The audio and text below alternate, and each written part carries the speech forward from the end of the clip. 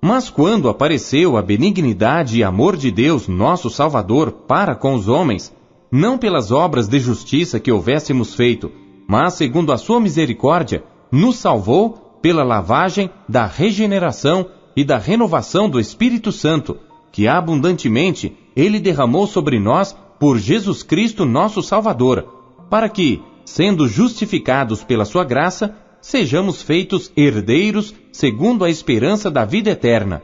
Fiel é a palavra, e isto quero que deveras afirmes, para que os que creem em Deus procurem aplicar-se às boas obras. Estas coisas são boas e proveitosas aos homens.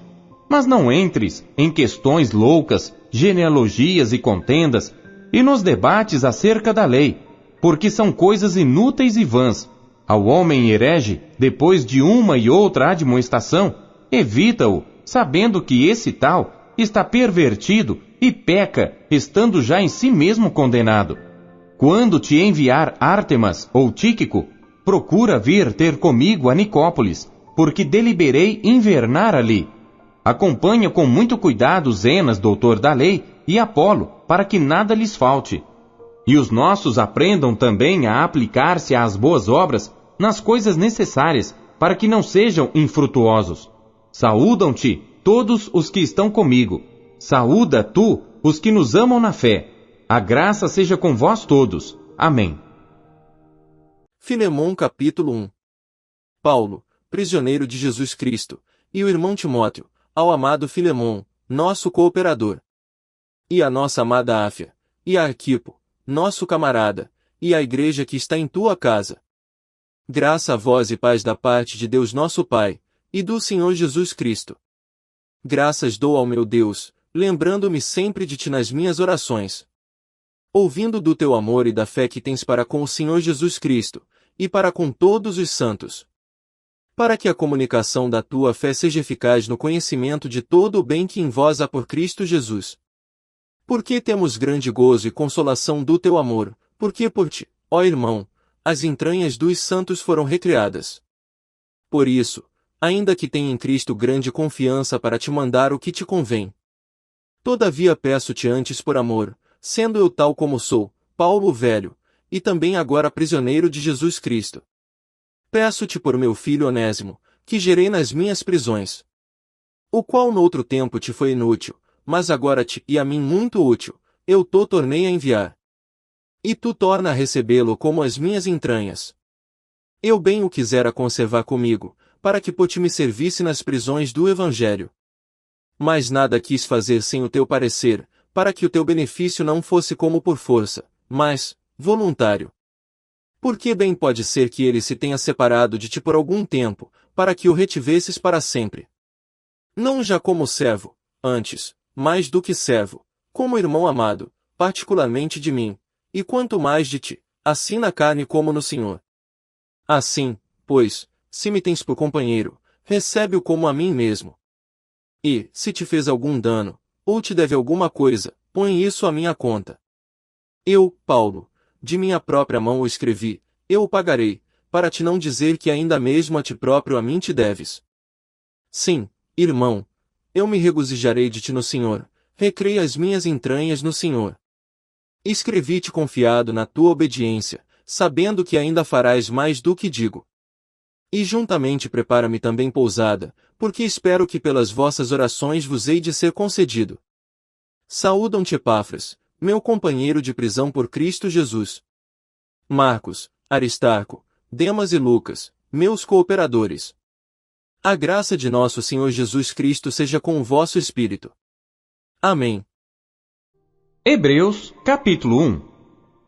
Havendo Deus antigamente falado, muitas vezes, e de muitas maneiras aos pais pelos profetas, a nós falou-nos nestes últimos dias pelo Filho, a quem constituiu herdeiro de tudo, por quem fez também o mundo, o qual, sendo o resplendor da sua glória e a expressa imagem da sua pessoa, e sustentando todas as coisas pela palavra do seu poder, havendo feito por si mesmo a purificação dos nossos pecados, assentou-se à destra da majestade nas alturas, feito tanto mais excelente do que os anjos, quanto herdou mais excelente nome do que eles.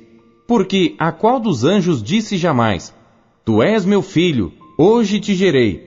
E outra vez: Eu lhe serei por pai, e ele me será por filho. E outra vez, quando introduz no mundo o primogênito, diz: E todos os anjos de Deus o adorem.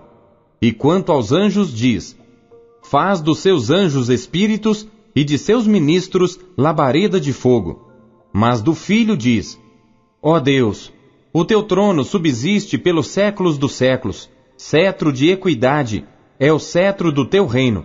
Amaste a justiça e odiaste a iniquidade. Por isso Deus, o teu Deus, te ungiu com óleo de alegria, mais do que a teus companheiros. E, tu, Senhor, no princípio fundaste a terra, e os céus são obra de tuas mãos. Eles perecerão, mas tu permanecerás. E todos eles como roupa envelhecerão, e como um manto os enrolarás, e serão mudados. Mas tu és o mesmo, e os teus anos não acabarão. E a qual dos anjos disse jamais: Assenta-te à minha destra, até que ponha teus inimigos por escabelo de teus pés? Não são porventura todos eles espíritos ministradores, enviados para servir a favor daqueles que hão de herdar a salvação? Capítulo 2. Portanto, convém-nos atentar com mais diligência para as coisas que já temos ouvido, para que em tempo algum nos desviemos delas.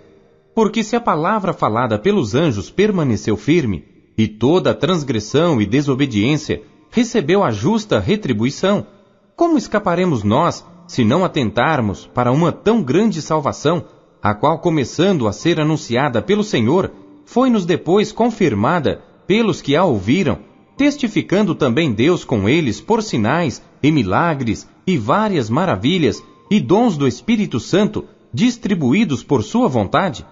Porque não foi aos anjos que sujeitou o mundo futuro de que falamos, mas em certo lugar testificou alguém dizendo: Que é o homem para que dele te lembres? Ou o filho do homem para que o visites? Tu o fizeste um pouco menor do que os anjos, de glória e de honra o coroaste, e o constituíste sobre as obras de tuas mãos. Todas as coisas lhe sujeitaste debaixo dos pés. Ora, visto que lhe sujeitou todas as coisas, nada deixou que lhe não esteja sujeito. Mas agora ainda não vemos que todas as coisas lhe estejam sujeitas. Vemos, porém, coroado de glória e de honra aquele Jesus que fora feito um pouco menor do que os anjos, por causa da paixão da morte, para que, pela graça de Deus, provasse a morte por todos. Porque convinha que aquele, para quem são todas as coisas, e mediante quem tudo existe, trazendo muitos filhos à glória, consagrasse pelas aflições o príncipe da salvação deles. Porque assim o que santifica como os que são santificados, são todos de um, por cuja causa não se envergonha de lhes chamarem irmãos, dizendo: Anunciarei o teu nome a meus irmãos, cantar-te-ei louvores no meio da congregação. E outra vez: Porei nele a minha confiança. E outra vez: Eis-me aqui a mim, e aos filhos que Deus me deu. E visto como os filhos participam da carne e do sangue, também ele participou das mesmas coisas, para que pela morte aniquilasse o que tinha o império da morte, isto é, o diabo, e livrasse todos os que, com medo da morte, estavam por toda a vida sujeitos à servidão. Porque, na verdade, ele não tomou os anjos, mas tomou a descendência de Abraão. Por isso convinha que em tudo fosse semelhante aos irmãos, para ser misericordioso e fiel sumo sacerdote naquilo que é de Deus, para expiar os pecados do povo. Porque naquilo que ele mesmo, sendo tentado, padeceu, pode socorrer aos que são tentados. Capítulo 3.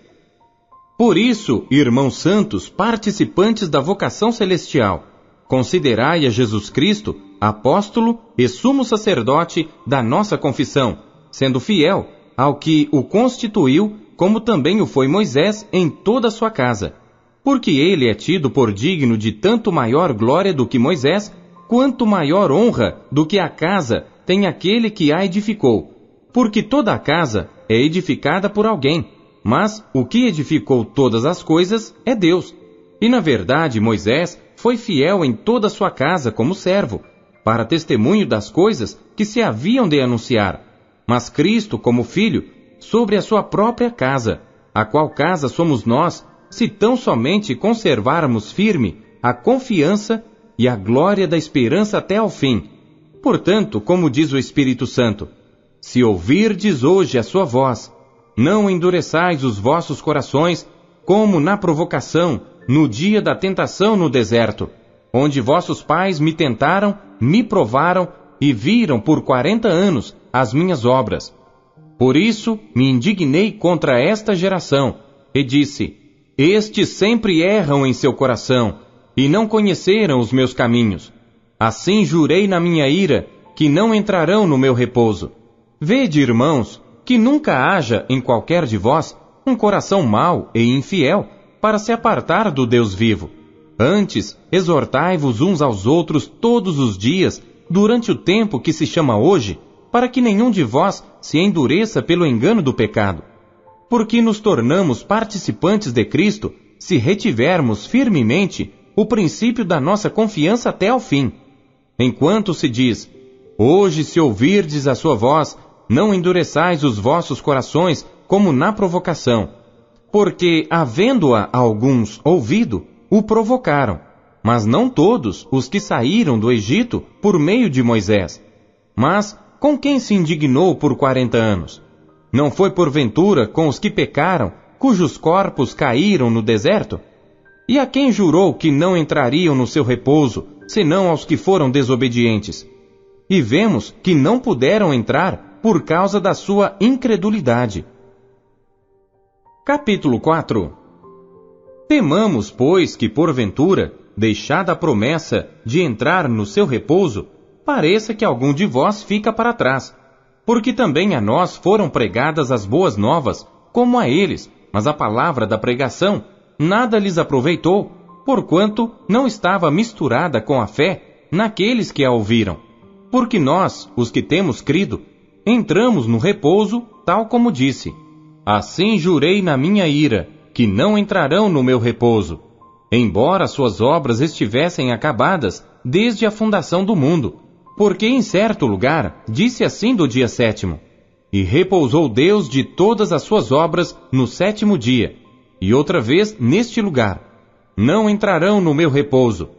Visto, pois, que resta que alguns entrem nele, e que aqueles a quem primeiro foram pregadas as boas novas não entraram por causa da desobediência, determina outra vez um certo dia, hoje, dizendo por Davi, muito tempo depois, como está dito, hoje, se ouvirdes a sua voz, não endureçais os vossos corações.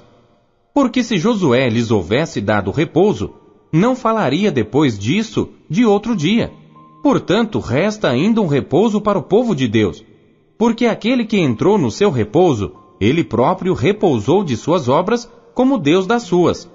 Procuremos, pois, entrar naquele repouso, para que ninguém caia no mesmo exemplo de desobediência.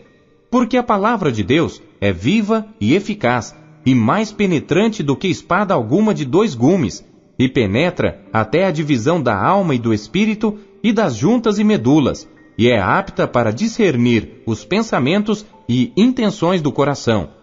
E não há criatura alguma encoberta diante dele.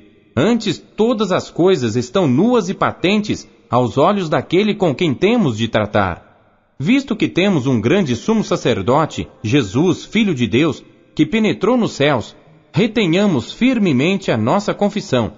Porque não temos um sumo sacerdote que não possa compadecer-se das nossas fraquezas, porém que como nós em tudo foi tentado, mas sem pecado. Cheguemos, pois, com confiança ao trono da graça, para que possamos alcançar misericórdia e achar graça, a fim de sermos ajudados em tempo oportuno.